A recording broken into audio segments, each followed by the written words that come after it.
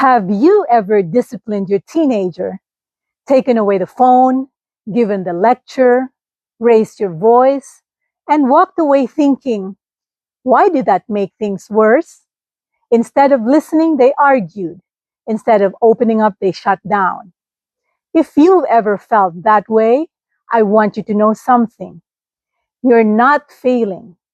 You're probably doing what most of us were taught. But here's what decades of pediatric research have taught us. The goal of discipline isn't to punish your teenager. It's to teach them. Hi, I'm Dr. Chris. I'm a pediatrician, and I'm also right in the trenches raising teenagers myself. Some days I handle things really well, and some days I wish I could hit rewind and do it differently.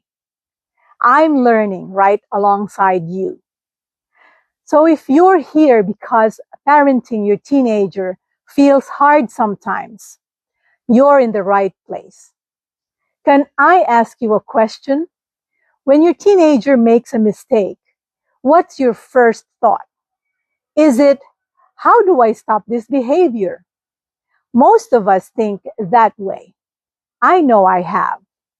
But several years ago, I started asking myself a different question. Instead of, how do I stop this? I began asking, what do I want my teenager to learn from this? Just think about the difference.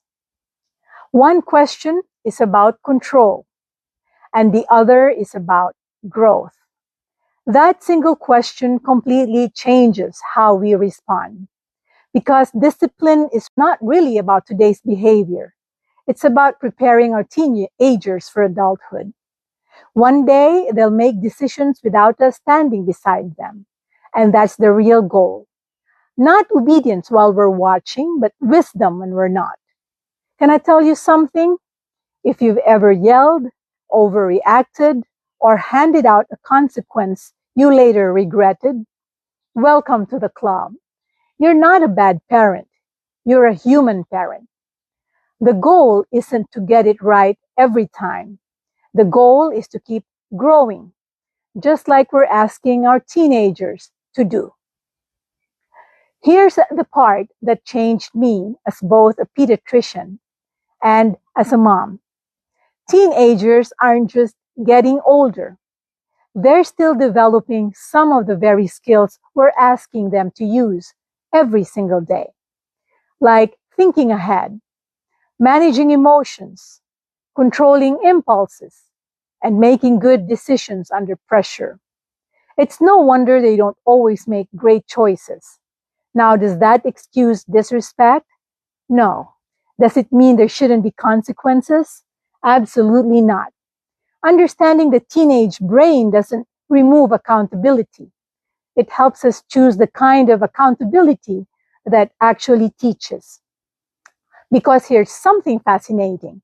The teenage brain learns best when there's both connection and clear boundaries, not one or the other. Both. And this is exactly where many loving parents accidentally get stuck. Because the parenting style that feels strongest often turns out to be the least effective. And the style that produces the healthiest teenagers isn't what most people think. Let's talk about that. So, what is the parenting style that helps teenagers thrive? One of the most consistent findings in parenting and adolescent medicine is that teens do best when they experience both warmth and clear expectations. Psychologists call this authoritative parenting. Now, don't let the name fool you. It sounds strict, but it isn't. Let me explain it another way. Imagine three different parents. One says, because I said so. The conversation is over. The rule is the rule. Questions are not welcome. That's one extreme. Another parent says, I just want my teen to be happy. So the rules keep changing. Boundaries are inconsistent. The teen is making most of the decisions. That's the other extreme. But there's a third parent, the one research consistently points us toward. That parent says, I'm listening. I understand why you're upset, but the boundary still stands. I love that picture because it's both compassionate and confident, not controlling, not permissive, just steady. Can I tell you something else? I think many parents worry that if they're warm, their teenager won't respect them, or if they hold firm boundaries, their teen won't like them. But love and limits are not opposites. In fact, healthy teenagers need both. Think about the adults you trust most in your life. Chances are they cared about you and they were honest with you. That's what we're trying to become for our teens. Now let's talk about punishment, because this is where many of us grew up. When I was younger, discipline often meant fear, embarrassment, harsh consequences, maybe even shame. And yes, those things can stop behavior in the moment, but stopping behavior and teaching self-control are not the same thing. Here's the question I always come back to. When your teenager is 40 years old, what do you hope they're carrying with them? Fear or wisdom? Because eventually, our voice becomes their inner voice. And that's why I want my voice to say, you made a mistake, let's learn from it, not you are a mistake. There is such a powerful difference between correcting a behavior and attacking a person's character. Correct the behavior, but protect the relationship. So the next time your teenager makes a mistake, I want you to pause just for a moment before you decide on a consequence, before the lecture, before your frustration takes over. Ask yourself one simple question. What do I want my teenager to learn from this? If the answer is responsibility, choose a consequence that teaches responsibility. If it's honesty, make honesty feel safe. If it's respect, model respect while you're holding your boundary.